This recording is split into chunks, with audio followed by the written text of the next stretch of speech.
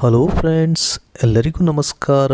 ನಮ್ಮ YouTube channel ದೇವಾಡಿಗಡ್ಡಿಲ insurance training ಸೆಷನ್ಗೆ ಸ್ವಾಗತ. ಇಂದಿನ ವಿಡಿಯೋದಲ್ಲಿ LICಯ ಡಿಜಿಟಲ್ NB ಆ್ಯಪನ್ನು ಉಪಯೋಗಿಸ್ಕೊಂಡು ಮೊಬೈಲಲ್ಲೇ LIC ಪಾಲಿಸಿನ ಹೇಗೆ ರಿಜಿಸ್ಟರ್ ಮಾಡಬಹುದು ಅನ್ನೋದನ್ನ ತಿಳಿಸ್ಕೊಡ್ತೀನಿ. ಇದಕ್ಕೆ ನೀವು ಕ್ರೋಮ್ ಅಥವಾ ಎಡ್ಜ್ ಬ್ರೌಸರ್ನ ಓಪನ್ ಮಾಡಿ ಟೈಟಲ್ ಬಾರಲ್ಲಿ LICindia.in ಅಂತ ಟೈಪ್ ಮಾಡಿ ಎಂಟರ್ ಮಾಡಿ. ಆಗ ನಿಮಗೆ ಈ ರೀತಿಯ ಪೇಜ್ ಓಪನ್ ಆಗುತ್ತೆ. ಈ ಪೇಜನ್ನ ಸ್ವಲ್ಪ ಸ್ಕ್ರೋಲ್ ಡೌನ್ ಮಾಡಿದ್ರೆ ನಿಮಗೆ ಅದರ್ ಸರ್ವಿಸಸ್ ಕೆಳಗೆ ಕೆಲವೊಂದು ಆಪ್ಷನ್ಸ್ ಕಾಣುತ್ತೆ. ವೈಟ್ ಲೆಟರ್ಸ್ ಅಲ್ಲಿರುವ ಈ ಆಪ್ಷನ್ಸ್ ಗಳಲ್ಲಿ ಆನಂದ ಎನ್ನುವ ವರ್ಡ್ ಮೇಲೆ ಕ್ಲಿಕ್ ಮಾಡಿದ್ರೆ ಆನಂದ ಸೈಟ್ ಈ ರೀತಿ ಓಪನ್ ಆಗುತ್ತೆ. ಒಂದೊಮ್ಮೆ ನೀವು ಇನ್ನೂ ಡಿಜಿಟಲ್ NB ಆ್ಯಪ್ ಅನ್ನ ಡೌನ್ಲೋಡ್ ಮಾಡ್ಕೊಂಡಿಲ್ಲ ಅಂತ ಹೇಳಿದ್ರೆ ಈ ರೀತಿ ಮೇಲ್ಗಡೆ ಮೆಸೇಜ್ ಕಾಣಿಸುತ್ತೆ, ಡೌನ್ಲೋಡ್ ಡಿಜಿಟಲ್ NB ಅಂತ ಹೇಳ್ಬಿಟ್ಟು. ಈಗ ನೀವು ಇನ್ಸ್ಟಾಲ್ ಅನ್ನೋದ್ರ ಮೇಲೆ ಟಚ್ ಮಾಡಿ ಇನ್ಸ್ಟಾಲ್ ಮಾಡ್ಕೊಳ್ಳಿ. ಇನ್ಸ್ಟಾಲ್ ಮಾಡ್ಕೊಂಡ ನಂತರ ನಿಮ್ಮ ಮೊಬೈಲ್ ಅಲ್ಲಿ ಡಿಜಿಟಲ್ NB ಐಕಾನ್ ಈ ರೀತಿ ಕಾಣಿಸುತ್ತೆ. ಅದ್ರ ಮೇಲೆ ಟಚ್ ಮಾಡಿದ ತಕ್ಷಣ ವೆಬ್ ಪೇಜ್ ಈ ರೀತಿ ಓಪನ್ ಆಗುತ್ತೆ. ಯೂಸರ್ ಟೈಪ್ ಮೇಲೆ ಟಚ್ ಮಾಡಿದ ತಕ್ಷಣ ನಿಮಗೆ ಈ ಎಲ್ಲ ಆಪ್ಷನ್ಸ್ ಕಾಣುತ್ತೆ. ಇಲ್ಲಿ ಏಜೆಂಟ್ ವಿತ್ ಪಾಸ್ವರ್ಡ್ ಅಥವಾ OTP ಯಾವುದಂತ ಸೆಲೆಕ್ಟ್ ಮಾಡ್ಕೋಬೇಕು. ಏಜೆನ್ಸಿ ಕೋಡ್ ನಂಬರ್ನ ಟೈಪ್ ಮಾಡಬೇಕು. ಗೆಟ್ OTP ಅಂತ ಕ್ಲಿಕ್ ಮಾಡಿದ್ರೆ ನಿಮ್ಮ ರಿಜಿಸ್ಟರ್ಡ್ ಮೊಬೈಲ್ ಅಥವಾ ಇಮೇಲ್ ಐಡಿಗೆ OTP ಬರುತ್ತೆ. OTPನ ಎಂಟ್ರಿ ಮಾಡಿ ಪ್ರೊಸೀಡ್ ಅಂತ ಕೊಟ್ಟಾಗ ಈ ರೀತಿ ಪೇಜ್ ಓಪನ್ ಆಗುತ್ತೆ. ನೀವು ಫಸ್ಟ್ ಟೈಮ್ ಲಾಗಿನ್ ಮಾಡೋದ್ರಿಂದ ಇಲ್ಲಿ ನೀವು ಆಧಾರ್ KYC ಅಪ್ಡೇಟ್ ಮಾಡೋಕ್ಕೆ ಕೇಳುತ್ತೆ. ಇಲ್ಲಿ ನೀವು ಗ್ರೀನ್ ಕಲರ್ ಬಟನ್ ಮೇಲೆ ಕ್ಲಿಕ್ ಮಾಡಿ ಆಧಾರ್ ಸೈಟ್ ಅಲ್ಲಿ ಲಾಗಿನ್ ಆಗಬೇಕಾಗುತ್ತೆ. ಇದಕ್ಕೆ ನೀವು ನಿಮ್ಮ 12 ಅಂಕೆಯ ಆಧಾರ್ ನಂಬರ್ನ ಕೊಟ್ಬಿಟ್ಟು ಅಲ್ಲಿ ಕೊಟ್ಟಿರುವಂತ ಕ್ಯಾಪ್ಚಾ ಕೋಡ್ನ ಎಂಟ್ರಿ ಮಾಡಿ ಸೆಂಡ್ OTP ಅಂತ ಕ್ಲಿಕ್ ಮಾಡಿದ್ರೆ ನಿಮ್ಮ ಆಧಾರ್ ರಿಜಿಸ್ಟರ್ಡ್ ಮೊಬೈಲ್ಗೆ OTP ಬರುತ್ತೆ. OTPನ ಎಂಟರ್ ಮಾಡಿ ಲಾಗಿನ್ ಅನ್ನೋದನ್ನ ಕ್ಲಿಕ್ ಮಾಡಿದ್ರೆ ಈ ಎಲ್ಲ ಆಪ್ಷನ್ಸ್ ಕಾಣುತ್ತೆ. ಇದು ಸ್ವಲ್ಪ ಸ್ಕ್ರೋಲ್ ಡೌನ್ ಮಾಡಿದ್ರೆ ನಿಮಗೆ ಆಫ್ಲೈನ್ KYC ಅನ್ನೋದು ಕಾಣಿಸುತ್ತೆ. ಅದ್ರ ಮೇಲೆ ಕ್ಲಿಕ್ ಮಾಡಿದ್ರೆ ಶೇರ್ ಕೋಡ್ ಎಂಟ್ರಿ ಮಾಡೋಕೆ ಕೇಳುತ್ತೆ. ಅದರಲ್ಲಿ ಯಾವುದೇ 4 ಡಿಜಿಟ್ ನಂಬರ್ ಎಂಟ್ರಿ ಮಾಡಿ ಅದನ್ನ ನೆನಪಲ್ಲಿ ಇಟ್ಕೊಂಡು ಡೌನ್ಲೋಡ್ ಅನ್ನೋದನ್ನ ಕ್ಲಿಕ್ ಮಾಡಬೇಕಾಗುತ್ತೆ. ಆಗ ನಿಮ್ಮ offline KYC zip file downloads ಅಲ್ಲಿ ಸೇರಿರುತ್ತೆ. ನಂತರ ನೀವು ಇಲ್ಲಿ ಕ್ರಾಸ್ ಮಾರ್ಕ್ ಮೇಲೆ ಕ್ಲಿಕ್ ಮಾಡಿದ್ರೆ ಆಧಾರ್ ಸೈಟ್ ಕ್ಲೋಸ್ ಆಗುತ್ತೆ. ಹಾಗೆ ಆನಂದ ಸೈಟ್ ಪುನಃ ಓಪನ್ ಆಗುತ್ತೆ. ಇಲ್ಲಿ ನೀವು ಪ್ರೊಸೀಡ್ ಅಂತ ಕ್ಲಿಕ್ ಮಾಡಿದ ನಂತರ ನೀವು ಆಧಾರ್ ರಿಜಿಸ್ಟರ್ಡ್ ಆಗಿರುವ ಮೊಬೈಲ್ ನಂಬರ್ನ ಎಂಟ್ರಿ ಮಾಡಿ ಅಲ್ಲಿ ಕೊಟ್ಟಿರುವಂತಹ ಶೇರ್ ಕೋಡ್ನ ಪಾಸ್ಕೋಡ್ ಜಾಗದಲ್ಲಿ ಕೊಟ್ಟು ಬ್ರೌಸ್ ಮೇಲೆ ಕ್ಲಿಕ್ ಮಾಡಿದ ನಂತರ ಡೌನ್ಲೋಡ್ಸ್ ಅಲ್ಲಿರುವಂಥ ಲೇಟೆಸ್ಟ್ ಆಗಿ ಡೌನ್ಲೋಡ್ ಮಾಡಿರುವ ಆಫ್ಲೈನ್ KYC ಜಿಪ್ ಫೈಲ್ನ ಅಟ್ಯಾಚ್ ಮಾಡಬೇಕಾಗತ್ತೆ. ಹಾಗೆ ಕಂಟಿನ್ಯೂ ಅಂತ ಕೊಟ್ಟ ನಂತರ LIC ಸೈಟಿಂದ ಒಂದು OTP ಬರುತ್ತೆ. OTPನ ಎಂಟ್ರಿ ಮಾಡಿ ಕಂಟಿನ್ಯೂ ಅಂತ ಪುನಃ ಕೊಡಬೇಕಾಗತ್ತೆ. ಆಗ ನಿಮ್ಮ ಆಧಾರ್ ಪ್ರೊಫೈಲ್ ಕಾಣಿಸುತ್ತೆ. ನಂತರ ನೆಕ್ಸ್ಟ್ ಲಾಸ್ಟ್ ಅಲ್ಲಿ ಕಂಟಿನ್ಯೂ ಅಂತ ಇರುತ್ತೆ. ಅದರ ಮೇಲೆ ಕ್ಲಿಕ್ ಮಾಡಿದ್ರೆ ನಿಮ್ಮ ಆಫ್ಲೈನ್ KYC ಅಪ್ಡೇಟ್ ಆಗಿರುತ್ತೆ. ನೀವು ಆಫ್ಲೈನ್ KYC ಅಪ್ಡೇಟ್ ಆದ ನಂತರ ಲಾಗಿನ್ ಮಾಡಿದವಾಗ ಈ ರೀತಿ ಪೇಜ್ ಓಪನ್ ಆಗುತ್ತೆ. ಇದನ್ನ ಸ್ಕ್ರೋಲ್ ಡೌನ್ ಮಾಡಿ ಕಂಟಿನ್ಯೂ ಅಂತ ಕೊಟ್ಟ ನಂತರ ನಿಮಗೆ ನೆಕ್ಸ್ಟ್ ಈ ರೀತಿ ಪೇಜ್ ಓಪನ್ ಆಗುತ್ತೆ. ಈಗ ನೀವು ಮೊದಲನೇದಾಗಿ ಇಲ್ಲಿ ಕೊಟ್ಟಿರುವಂತ ಈ 3 ಚಿಕ್ಕ ಲೈನ್ ಮೇಲೆ ಕ್ಲಿಕ್ ಮಾಡಿದ್ರೆ ಈ ಎಲ್ಲ ಆಪ್ಷನ್ಸ್ ಕಾಣುತ್ತೆ. ಮೊದಲನೇದಾಗಿ ನೀವು ಮಾಡಬೇಕಾದದ್ದು premium calculation and lead generation. ಆ ಆಪ್ಷನ್ ಮೇಲೆ ಕ್ಲಿಕ್ ಮಾಡಿದ ನಂತರ ಈ ರೀತಿ ಕಾಣಿಸುತ್ತೆ. ಮೊದಲನೇದಾಗಿ ನೀವು ಸಜೆಸ್ಟ್ ಮಾಡುವಂತ ಪ್ಲಾನ್ ಯಾವ ಕ್ಯಾಟಗರಿಯಲ್ಲಿ ಬರುತ್ತೋ ಆ ಕ್ಯಾಟಗರಿನ ಸೆಲೆಕ್ಟ್ ಮಾಡಬೇಕಾಗುತ್ತೆ. ಒಂದೊಮ್ಮೆ ಎಂಡೋಮೆಂಟ್ ಕ್ಯಾಟಗರಿ ಆದ್ರೆ ಸ್ಟಾರ್ಟಿಂಗ್ ಅಲ್ಲೇ ಕಾಣಿಸುತ್ತೆ ನಿಮ್ಗೆ.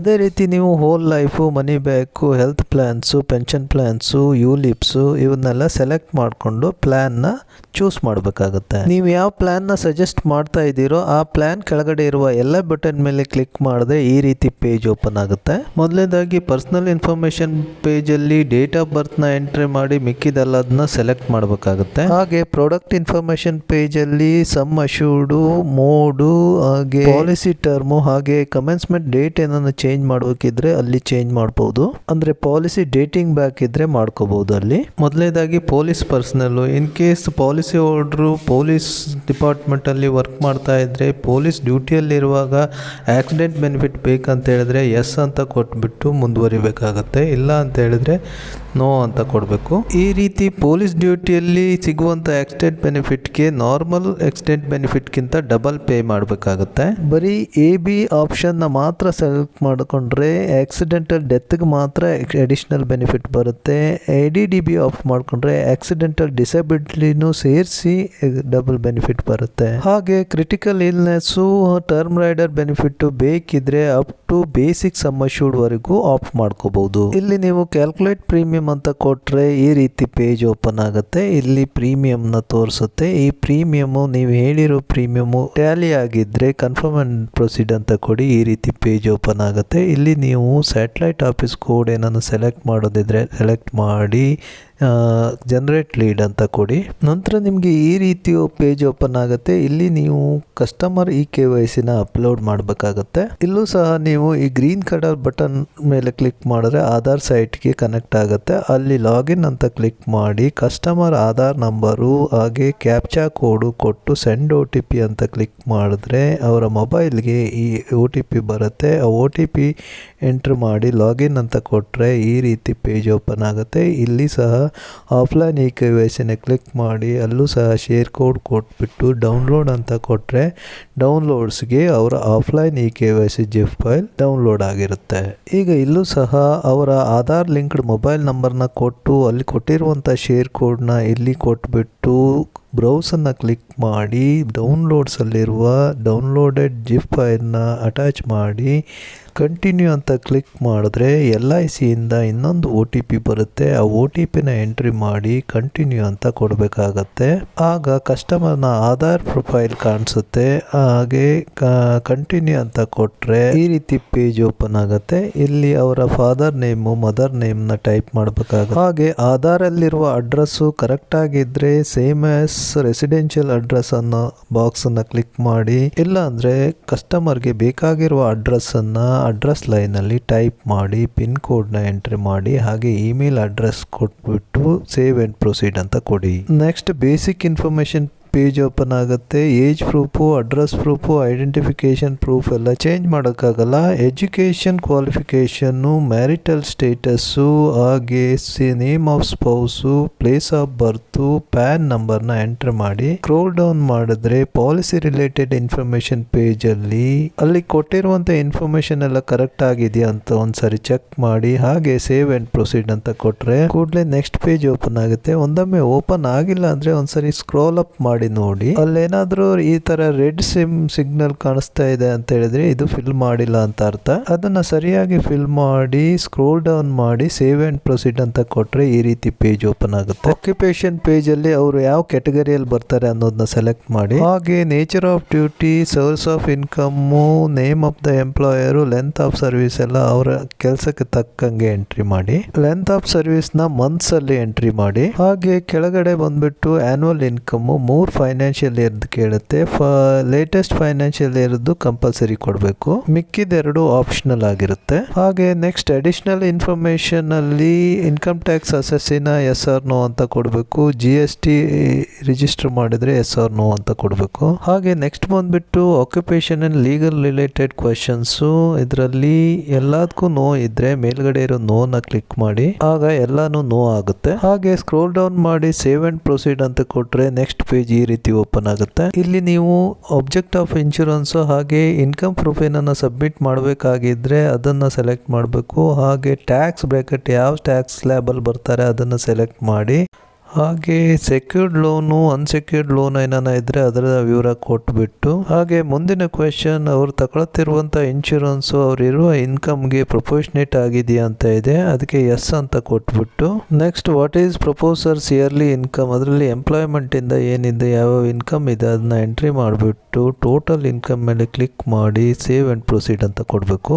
ಆಗ ನೆಕ್ಸ್ಟ್ ಈ ರೀತಿ ಪೇಜ್ ಓಪನ್ ಆಗುತ್ತೆ. ಇಲ್ಲಿ previous policy details green button ಮೇಲೆ ಕ್ಲಿಕ್ ಮಾಡಿ ಹಳೆ ಪಾಲಿಸಿ ಡೀಟೇಲ್ಸ್ ನ ಕೊಡಬಹುದು. ಹಾಗೆ ಪ್ರೀವಿಯಸ್ ಇನ್ಶೂರೆನ್ಸ್ ಡೀಟೇಲ್ಸ್ ಅಲ್ಲಿ ಎಲ್ಲಾ ಕ್ವೆಶನ್ಗೂ ನೋ ಅಂತ ಆನ್ಸರ್ ಇದ್ರೆ ಮೇಲ್ಗಡೆ ಇರುವ ನೋ ನ ಕ್ಲಿಕ್ ಮಾಡಿದ್ರೆ ಎಲ್ಲಾ ಆನ್ಸರ್ಸ್ ನೋ ಆಗುತ್ತೆ. ಹಾಗೆ ನೆಕ್ಸ್ಟ್ ಸೇವ್ ಅಂಡ್ ಪ್ರೊಸೀಡ್ ಅಂತ ಕೊಟ್ರೆ ಫ್ಯಾಮಿಲಿ ಹಿಸ್ಟ್ರಿ ಪೇಜ್ ಓಪನ್ ಆಗುತ್ತೆ. ಅಲ್ಲಿ ರಿಲೇಶನ್ಶಿಪ್ ಸೆಲೆಕ್ಟ್ ಮಾಡಿ ಪ್ರತಿಯೊಬ್ಬರದ್ದು ಏಜು ಮತ್ತು ಹೆಲ್ತ್ ಗುಡ್ ಅಂತ ಸೆಲೆಕ್ಟ್ ಮಾಡಿ ಸೇವ್ ಮಾಡಬೇಕಾಗುತ್ತೆ. ಡೆತ್ ಆಗಿದ್ರೆ ಡೆಡ್ ಕಾಲಮಲ್ಲಿ ಸೆಲೆಕ್ಟ್ ಮಾಡಿ ಸೇವ್ ಮಾಡಬೇಕಾಗುತ್ತೆ. ನಂತರ ಸೇವ್ ಆ್ಯಂಡ್ ಪ್ರೊಸೀಡ್ ಅಂತ ಕೊಟ್ಟರೆ ಈ ರೀತಿ ಪೇಜ್ ಓಪನ್ ಆಗುತ್ತೆ. ಇಲ್ಲಿ ಸಹ ಹ್ಯಾಬಿಟ್ಸಲ್ಲಿ ಎಲ್ಲ ಆನ್ಸರು ನೋ ಇದ್ದರೆ ಕಾಮನ್ ನೋನ ಕ್ಲಿಕ್ ಮಾಡಿ ಮುಂದಕ್ಕೆ ಹೋಗಬೇಕಾಗತ್ತೆ.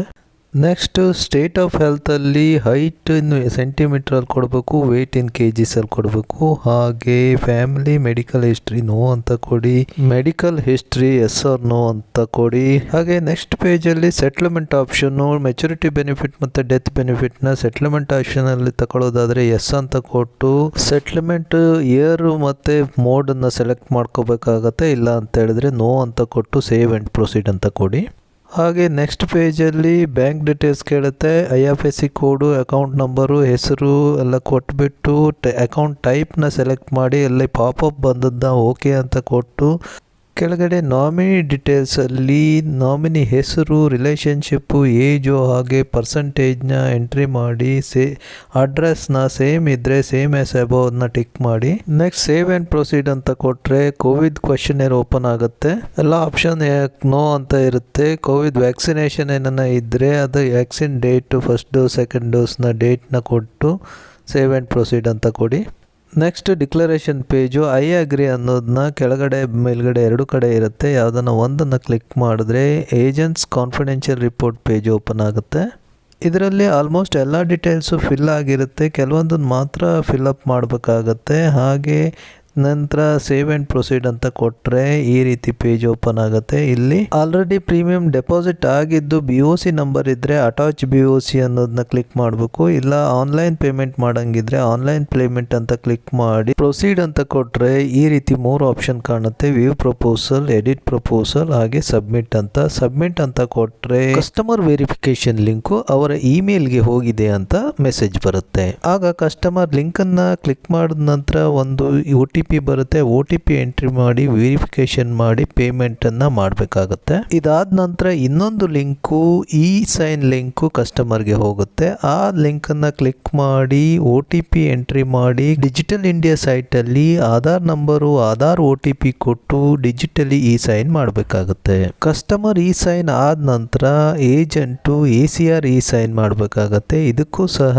ಏಜೆಂಟು ತನ್ನ ಮೇಲ್ಗೆ ಬಂದಿರುವ ACR ಸೈನ್ ಲಿಂಕಿಂದ ಅಥವಾ ಆನಂದ ಸೈಟಲ್ಲಿ ಲಾಗಿನ್ ಮಾಡಿ ಸೈನ್ ಮಾಡಬೇಕಾಗತ್ತೆ. ಕಸ್ಟಮರಿಂದ proposal sign, agent ACR sign ಆದ ನಂತರ ಒಂದೊಮ್ಮೆ ಈ ಪಾಲಿಸಿಗೆ ಪ್ರಪೋಸಲ್ MHR ಬೇಕಿದ್ರೆ ಕನ್ಸರ್ನ್ ಡೆವಲಪ್ಮೆಂಟ್ ಆಫೀಸರ್ ಅಥವಾ ಬ್ರಾಂಚ್ ಇನ್ಚಾರ್ಜ್ಗೆ ಮೇಲ್ ಹೋಗುತ್ತೆ. ಆ ಮೇಲ್ ಥ್ರೂ MHR ಆಗುತ್ತೆ.